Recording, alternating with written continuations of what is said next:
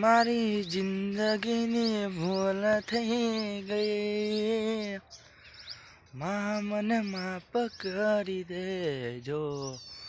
હવે કદી ખોટું તમારાથી નહીં હું એક પલ શું સો વાર પણ નહીં બોલું.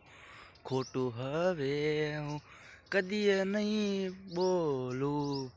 તમારા નામથી જિંદગી મારી ચાલતી, શું કરો સમજીને માફ કરી દેજો.